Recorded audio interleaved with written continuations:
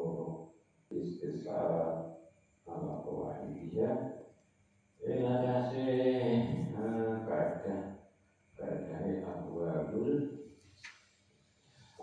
terus kita masih dalam judul namanya Makaratus Syubhat, sumber kemunculan syubhat. Kenapa sesuatu itu berstatus syubhat? Kemarin inilah kejelian Imam Ghazali. Jadi selama ini kita nganggap al-halal bayyinun, al-haram bayyinun sudah, wa bainahuma umurun mustabihatun. Syubhat itu ada di tengah, ternyata membentang antara halal dan haram. Cuman kita tidak pernah berpikir atau jarang berpikir syubhat ini kemunculannya kenapa, gitu ya. Kenapa sesuatu itu jatuh di syubhat? Makanya dan syubhat sendiri itu level-level. Ada syubhat kualitas A berarti harus tidak haram. Kalau syubhat kualitas D tidak halal, berarti ono A, ono B, ono C, ono D. Nah, yang kemarin sudah dibahas. Ini judulnya Makaratus Syubhat Khamsah. Tapi fal maksibu ala arba'ati aqsam. Ya wes, yang pertama sudah diterangkan sesuatu itu syubhat, tapi dia syubhat dengan kategori pertama apa? At-tahrimu ma'lumun min qablu. Dari awal harta ini sudah haram, tapi kemudian muncul keraguan ada yang menghalalkan, ya. Ada yang menghalalkan, semula haram, terus ada yang menghalalkannya, ini ragu, ya, ini kembali ke haram gitu. Dan wajib kembali ke haram. Nah, berarti harus dihindari. Sekarang yang kedua, yu'rafal halu hillu wa yushaku fil muharrim. Asli hartanya ini itu halal, cuman ragu ini ada yang mengharamkan atau tidak. Ini berarti kebalikan dari yang pertama. Hartanya semula hukum asalnya halal, tapi ini ketika kita terjatuh mengalami haram, proses yang menjadikan haram terjadi apa tidak, kita ragu. Nah, kalau seperti ini menurut Imam Ghazali, ya al-aslu ya al-hilu. Ini berarti lawan dari yang pertama. Lawan berarti ya bertentangan sebaliknya dari yang pertama. Contohnya ada dua orang, Ahmad menikahi Fatimah, terus ada Muhammad menikahi Khadijah. Kok jenenge wong apik-apik kabeh. Jadi ini ana jenenge Mehmet menikahi Mimi, betul. Ana Mumun menikahi Mumun. Terus si Mehmet muni ana manuk matur di atas itu. Si Mehmet suami laki-laki pertama bilang, kalau burung yang berbagi ini burung gagak, maka istri saya berikan. Nah, sehingga komentarnya segini panas. Nek ora gagak, nek liyane gagak, bujuku tak pegat. Momen bilang apa itu begitu kepada istrinya diserahkan. Nah, terus burung ini bablas begitu saja, tidak ada kejelasan apakah gagak ataukah bukan. Sampai tidak terbukti. Nah, yang seperti ini bagaimana? Ya karena tidak jelas, ya sudah si Mamat Mehmet tetap tidak haram, berarti tetap boleh menggauli istrinya. Si mumut juga masih boleh menggauli istrinya. Kenapa? Karena aslu itu al-hilu. Hukum asalnya ini adalah istri halal digauli.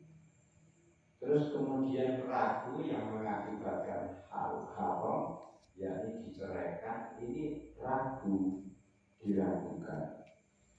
Tuh. Jadi tidak wajib menceraikan. Jadi cara fikihnya tidak wajib.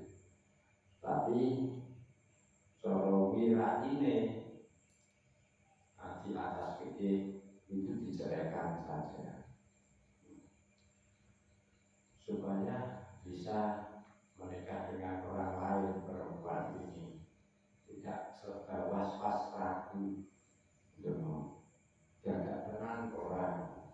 Dan ini pas digauli malah elit. Iya mas, kok punya mau gagak tenang gak aku aja di bujumu. Terus jadi gak semangat. Sing kono ya iya sing ngomong. Iya mas, iku nek ora nek kancane gagak ora gagak piye. Kok piye mas aku kok mamam. Jadi ra semangat kok ora semangat. Ya tidak wajib, tapi di atas fikih ada tasawuf lainnya dicerai. Terus ada contoh lagi yang kedua. Bahasa asyabiyu bil istinati pertama ada laki-laki berselisih padu dengan laki-laki lain. Terus yang pertama nuduh, yang kedua tuduhannya kamu ini orang yang hasut, penghenti. Terus yang dituduh tidak terima, orang terima aku berharap itu sudah, saya bukan hasut orang. Begini saja, di antara kita berdua siapa yang lebih penghenti, maka istrinya diceraikan. Mana ya? Wani ora, aku wani. Akhirnya ini orang kedua bilang, siapa yang di antara kita berdua yang lebih hasut, istrinya diceraikan. Kalau saya sudah begini, kamu berani tidak? Yang ini juga laki-laki pertama juga berani. Terus sampai seiring beriring dengan waktu lewat, tidak jelas mana yang lebih hasut dari dua orang ini. Ini malah cerainya 3. Siapa yang lebih hasut di antara kita berdua, istrinya berarti jatuh cerai. Iya, saya juga begitu. Terus juga ini arwah istighfar yang itu menurut Imam Syafi'i itu wajib diceraikan. Tapi menurut Imam Ghazali, pendapatnya Syafi'i ini wajib diceraikan bukan dalam pengertian fikih, tapi dalam pengertian tasawuf. Berarti kalau tidak cerai dia tidak berdosa, cuma tidak mirahi.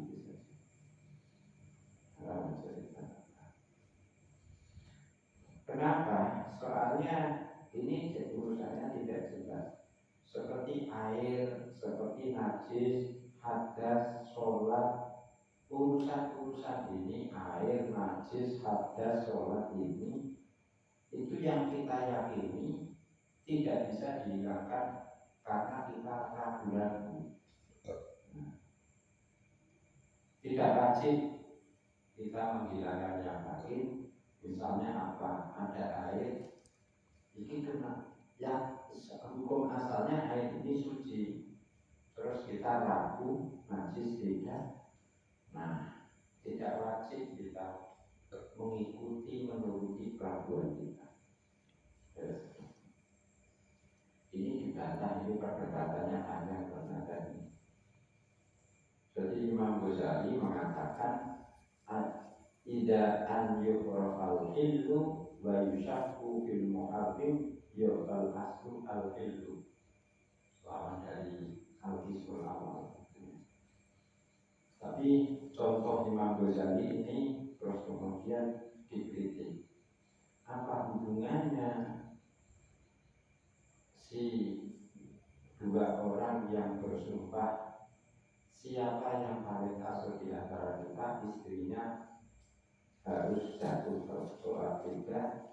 Apa hubungannya kok kamu samakan wahai Imam Ghazali dengan kasus air? Air salah satu dari dua wadah air ini ada yang najis. Tuh.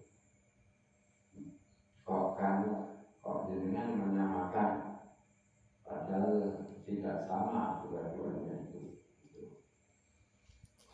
Dijawab tidak perlu kesamaan, sudah jelas. Urusan di banyak kasus sudah jelas. Apa ketika dari awalnya air itu suci, terus kita ragu kena najis apa tidak, ya kita tetap boleh wudhu. Dan kalau boleh wudhu berarti boleh minum. Aku itu lucu konsep antara wudhu dan air pakai wudhu menghilangkan hadas dengan air untuk cebok menghilangkan najisnya BAB. Jadi di beberapa kamar mandi itu kamar mandi itu baknya kecil, tidak sampai 12. Itu ya harus nguyah, cewek ngising, ya pakai bak itu. Terus tapi wudhu dia pakai keran dengan penilaian nek wudhu suci 100%. Nek cewek adus ora kudu suci, kan keliru itu. Jadi kalau disediakan bak itu kecil kanggo cewek, yo malah sumbernya najis ya. Pokoknya baknya kecil, kena najis gitu saja terus jadi entah najis itu, terus jadi najis airnya. Tapi itu terjadi intinya apa? Beberapa orang awam itu wudhu itu harus banyu suci, tapi nek cewek jadi perhatiannya beda. Ya, ngilangi hadas itu luwih diperhatikan daripada ngilangi najis. Itu mirip dengan haram sababi dengan haram jadi. Itu berbaliknya sebaliknya. Untuk urusan haram jadi itu dijauhi, betul-betul dijauhi. Tapi kalau haramnya sababi biasa-biasa saja. Mangan kamu kok makan, coba secara perasaan kamu makan bangkai batang atau orang makan daging daging asu, sate asu digawe apa crispy lah, crispy goreng daging anjing. Itu makan itu kan koyo kowe dosa kecil, makan daging anjing. Koyo beban mental yang menghadapi kita itu koyo gak materi wong. Dan kecil itu saja. Soalnya haram berarti. Tapi nek haram jadi biasa-biasa saja. Ayam pitik, ayam goreng kacang, kok colok sak cokotan. Ini itu biasa. Engko nek ora kemarin coloknya cokotan berikutnya biasa. Gak menghantui pikiran kita. Tak perlu haram ya. Jadi susu berwarna. Ini Imam Ghazali dikritik pendapat itu, tapi secara fikih sudah makan itu.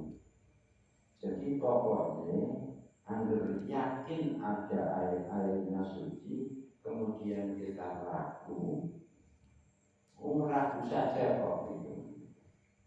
Kecuali kalau ragunya ini timbul akibat ada tanda-tanda. Kalau ada tanda-tanda, ya nanti ditarjeh tandanya kuat apa tidak, seberapa kuat. Kalau tandanya kuat sehingga kita punya zon, ya jatuhnya dia jadi cenderung dekat ke haram. Kalau hanya wahem, ya dekat ke halal gitu. Hanya hakikat sesuai itu bisnis satu apa yang terjadi pada saya bersama kita. Nah, soal ini, jadi tidak wajib si laki-laki pertama yang menyatakan istri tidak siapa, kalau saya orang yang lebih hasut, istri tak sebaik, ini juga begitu, tidak usah menceraikan. Tuh, kita disamakan dengan air. Memang di mazhab Syafi'i itu kan ada dua wadah, sing siji najis, sing siji suci. Itu ada tiga kaul di Syafi'iyah. Pendapat pertama, yo langsung saja dipakai, kue nganggu dia, nganggu itu, gak usah istihad. Soalnya banyu sing najis iki mau asale yo suci. Jadi ada dua ember yang salah satunya kuyoan kena kencing kamu.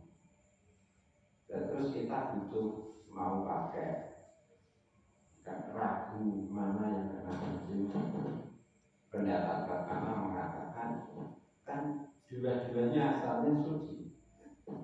Ya kamu pilih saja langsung, gak usah istihad.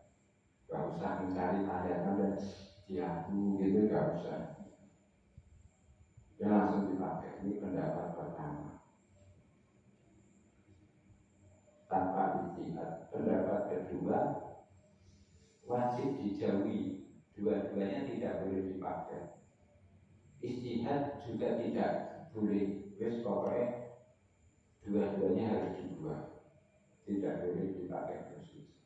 Berarti yang pertama itu terlalu longgar, boleh pakai dua-duanya, milih salah satunya tanpa istihad. Pendapat kedua terlalu ketat karena dua-duanya tidak boleh digunakan. Dan pendapat ketiga itu pakai istihad itu.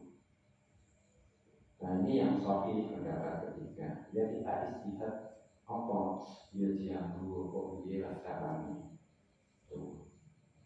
Karena dia sekarang pun ya terus, ya berarti kalau kita beristihad membaui misalnya ember kanan tidak berbau, ember kiri agak ada baunya, yang kita pakai yang pertama ember pertama. Ember kedua ya terus dibuang, nyatakan sebagai kena najis.